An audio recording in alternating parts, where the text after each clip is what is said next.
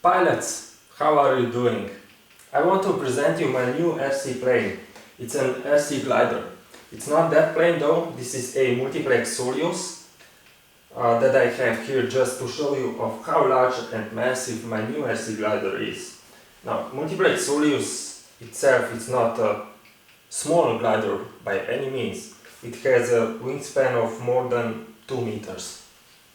Now, if I put my multiplex Soleus beside my new glider, it looks pretty small, don't you think? It's funny, this glider has a steel wing spar that weighs more than my DLG glider from Hobby King. So, it's really massive plane. Now I will show you this plane closely. Okay. Now, where should I start? So it has a wingspan of 4 meters. Wings are made out of styro core, which is covered by a battery, which is further covered by an original aura cover foil. This glider has a brushless motor, which has about 1 kilowatt of power. The motor runs this prop. This prop is made out of carbon fiber. Its size is 16 by 8.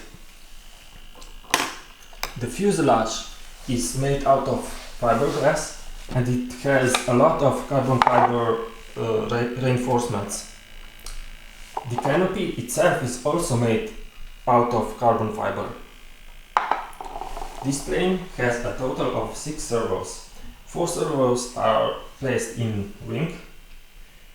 So, 2 servos for flaps, 2 servos for the ailerons.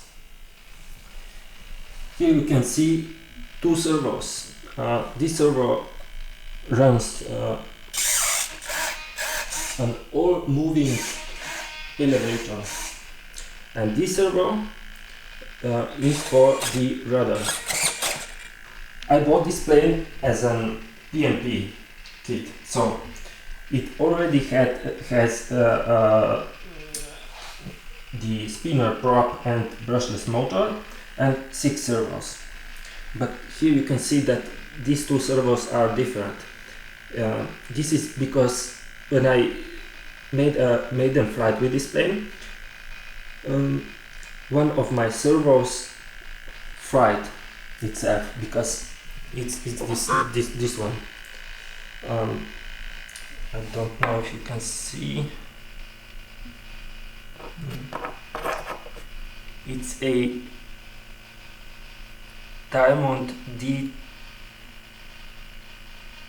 MG, so this is a metal geared digital servo.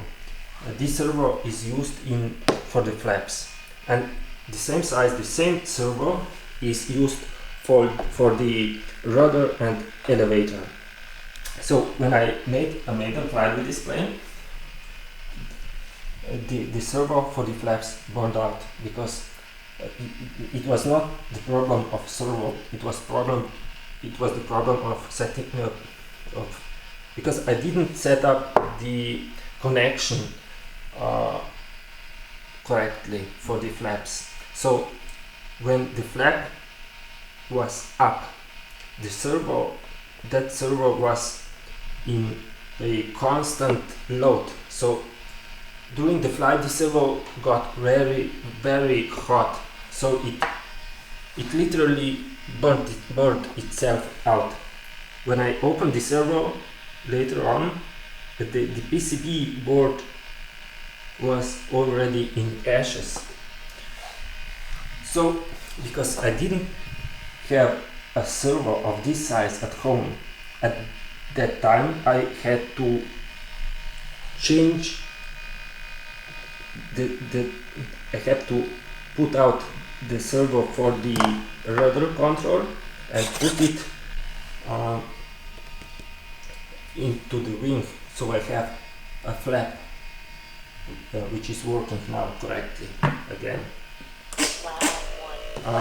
Now to replace that servo, I had to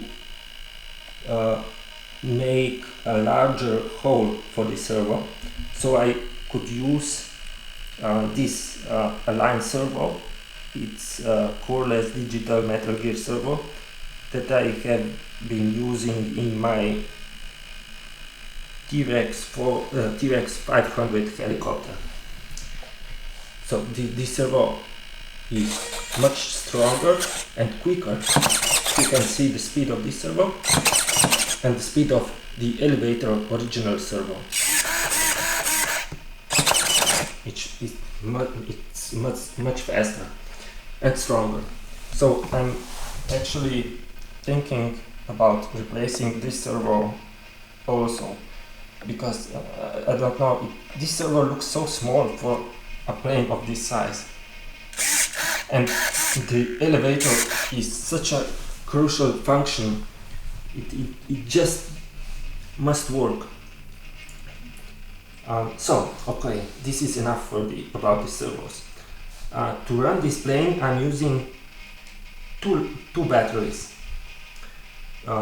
This one is a 4-cell Turnigy 4000 mAh 30 to 40C LiPo pack. This battery runs the motor, of course, and also the RC components. So why do I have this battery for?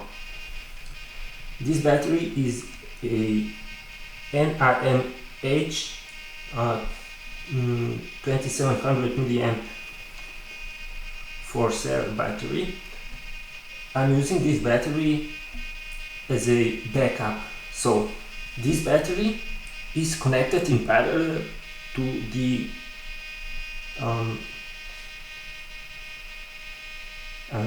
receiver. So I have an 60 amp ESC underneath this battery, which has an EAC which runs the RC, which runs all the RC equipment. But in parallel, I have connected these batteries without any fancy PCB boards or whatsoever. Just I run these LiPos in parallel to the receiver. So I don't know if you can see, but right now I'm running just this pack. But when I connect the main battery also, this voltage is 5.2 and is constant. Now if suddenly during the flight the BAC or the EAC itself would fail, I would see during the flight that the voltage here would drop below 5.2 or 5.1, and I would immediately know that something is wrong. But I would still be able to land this plane safely, because these batteries would save the plane. Okay, so I'm using an FreeSky receiver, 8-channel. It's a X8R receiver. I have placed the antennas like this because, as you can see, the fuselage is made out of carbon fiber, which doesn't conduct the RC signals very well. Now you can see that here where the receiver is meant to be placed there's not a carbon fiber, but over the place it is. So to be on the safe side, I place these antennas out. Okay, so here you can see the all moving elevator and the rudder. The plane looks awesome in the sky. It's really, really nice. And the performance of this plane is awesome. No, I don't have many flights with this plane. I have just, I don't know, about 2 hours of flight time. But man, if I compare this plane to my other RC gliders, which are all made out of EPO foam, the performance of this plane is amazing, amazing. As you all know, guys, the EPO gliders have a pretty bad gliding ratio. Now, if you, I don't know if you, so if you try to fly fast with this glider, you have to climb and then make a steep down approach, and you gain some speed by this, but this speed bleeds very fast. Now if I descend with this plane fast, I gain a lot of speed, but the speed won't bleed as fast as in my EPO gliders. And this was a little bit of a surprise to me. I already know that this glider should be very, very good at its gliding capabilities, but so you see, when I made a maiden flight with this plane, my flap servo died, as I said before, and so I didn't have any kind of brake whatsoever, and it was so hard to land this thing without a brake. It took me about 10 minutes to land it safely, because it just didn't want to came down and lose its speed. So, and the problem with my maiden flight was also because I didn't set up the crow brake for the maiden flight. I just had flaps 1 and flaps 2.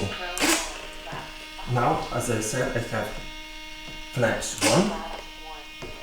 1, okay. When I switch this, I have flaps 1.